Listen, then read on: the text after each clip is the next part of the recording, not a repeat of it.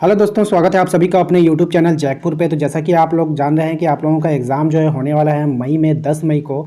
और हम लोग जो है हिंदी का एक पहला सेट जो है आप लोगों को अपलोड कर दिया गया है चैनल पे। यदि आप लोगों ने नहीं देखा है तो जाकर प्लेलिस्ट पर देख सकते हैं। वहाँ पर आप लोगों के लिए अलग से फ़ोल्डर बना दिया गया है आपके एग्ज़ाम को लेकर के। यदि आप वहाँ नहीं देख पा रहे तो हमारा टेलीग्राम चैनल है, व्हाट्सअप ग्रुप है, आप सब वहाँ पर जुड़ जाएँ। वहाँ पर जो है आप लोगों को सभी वीडियोज़ उपलब्ध करा दिया जाएगा। सभी का लिंक जो है वीडियो के डिस्क्रिप्शन में आप लोगों को मिल जाएगा। या नहीं तो आप हमारे जो है नंबर्स पे आप हमारे संपर्क कर सकते हैं। हमारा नंबर्स है 9798054010 पे। आप हमें अपना नाम, अपने क्लास का नाम भेजेंगे तो आपको आपके ग्रुप में जोड़ दिया जाएगा। तो ये है हमारा। अब चलते हैं हम लोग आज का सेट करते हैं, ठीक है। इस सेट में देखिए आप लोगों को क्या करना होगा। इस सेट में जो है आप लोगों को एक गद्यांश दे दिया गया है, आप लोग इसको पढ़िए। देखिए, निम्नलिखित पदांश को पढ़कर त्वरक संख्या 1 से लेकर 3 तक उत्तर देना है आप लोगों को। तो इसको पढ़ लीजिएगा। पढ़ने के बाद आप लोगों को क्या करना है, क्वेश्चन आंसर का आंसर देना है, ठीक है। सबसे पहला क्वेश्चन आपसे पूछा गया क्वेश्चन नंबर 1 में उपयुक्त पंक्ति में से किस समस्या की ओर संकेत किया गया है। तो उपयुक्त पंक्ति जो है आप इसे ध्यानपूर्वक पढ़ लीजिएगा। ये देखिए ये पंक्ति है, नहीं होता तो मैं पढ़कर सुना देता हूँ आप लोगों को। सुना है कभी रात के सन्नाटे में अंधेरे से मुंह ढांप, किस कदर रोती है नदियाँ इस घाट अपने कपड़े और मवेशियाँ धोते हैं। सोचा है कभी उस घाट पर पी रहा होगा कोई प्यासा पानी, क्या कोई स्त्री चढ़ा रही होगी किसी देवता को अधर्य। ठीक है। इसके बाद क्वेश्चन है उपयुक्त पंक्ति में किस समस्या की ओर संकेत किया गया है। तो इसका सही जवाब हो जाएगा जल प्रदूषण की समस्या की ओर। कौन सा है, तो ऑप्शन नंबर सी इसका बिल्कुल सही जवाब होगा। अगला सवाल है हमारा, रात के सन्नाटे में नदियाँ क्यों रोती है। तो रात के सन्नाटे में नदियाँ प्रदूषित होने के कारण रोती है। ऑप्शन नंबर बी इसका बिल्कुल सही जवाब होगा।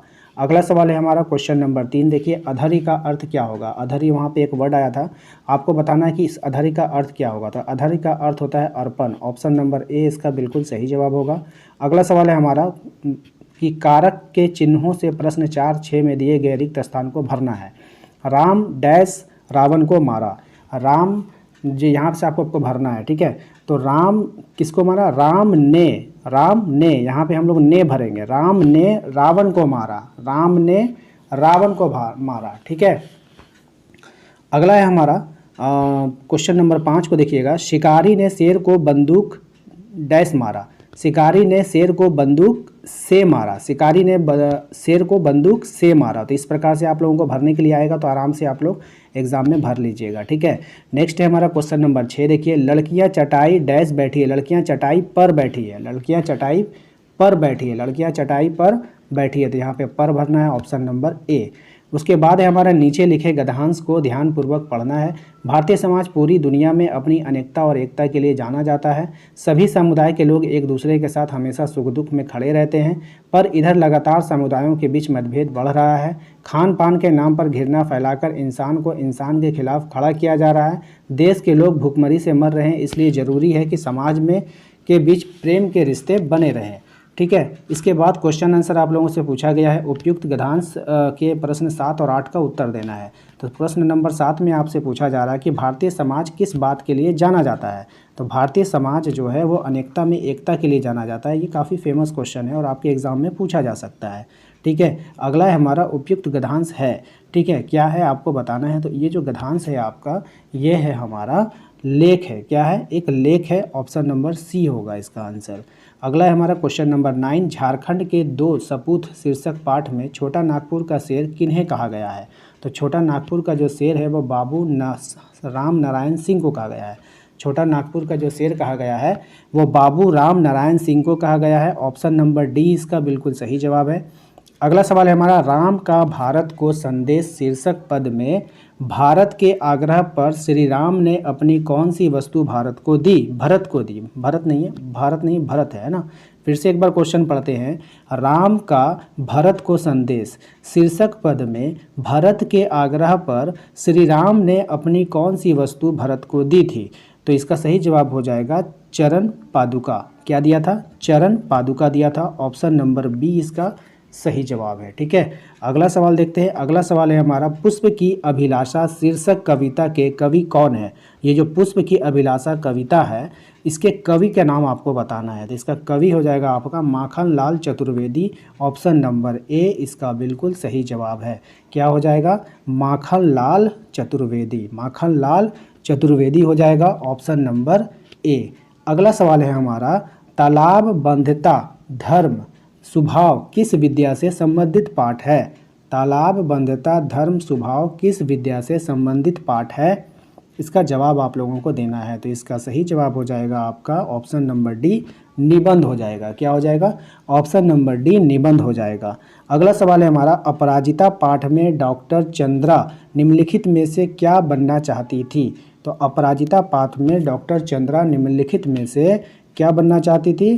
तो डॉक्टर बनना चाहती थी। ऑप्शन नंबर बी इसका बिल्कुल सही जवाब होगा। अगला सवाल है हमारा, गुरु शिष्य पाठ के अनुसार लेखक कानपुर से शर्म के मारे भाग आया था, क्यों भाग आया था? आपको जवाब देना है। तो इसका सही जवाब क्या होगा? वह प्रथम श्रेणी में भी नहीं ला सका था। पहला है वह प्रथम श्रेणी में भी नहीं ला सका था। दूसरा हो जाएगा हमारा, वह उत्तीर्ण नहीं हो सका, वह परीक्षा नहीं दे सका, वह परीक्षा में टॉप नहीं कर सका। तो इसका सही जवाब क्या हो जाएगा? ऑप्शन नंबर ए हो जाएगा। क्या हो जाएगा? ऑप्शन नंबर ए, वह प्रथम श्रेणी भी ना ला सका था। अगला सवाल है हमारा, क्वेश्चन नंबर 15, झारखंड की राजधानी रांची से हुंडरू जलप्रपात की दूरी कितनी है? 20 मील है, 25 मील है, या फिर 27 मील है, या फिर 30 मील है? ठीक है, तो इसका सही जवाब हो जाएगा आपका option number C. Option number C, 27 मील इसका सही जवाब है, याद रखिएगा। अगला सवाल है हमारा, अशुद्ध शब्द चुनना है। ठीक है, मातृभाषा अशुद्ध होगा, या कृत्रिम अशुद्ध होगा, या क्षत्रिय, या ऋणी, इसमें से कौन सा अशुद्ध है? अशुद्ध का मतलब हो गया इसका स्पेलिंग गलत है। ठीक है, तो कौन सा स्पेलिंग गलत है? आप देख पा रहे हैं, इसका जो है आपका option number B. Option number B जो है इसका स्पेलिंग कृत्रिम का गलत है। अगला है हमारा, अतिवृष्टि शब्द का विलोम क्या होगा?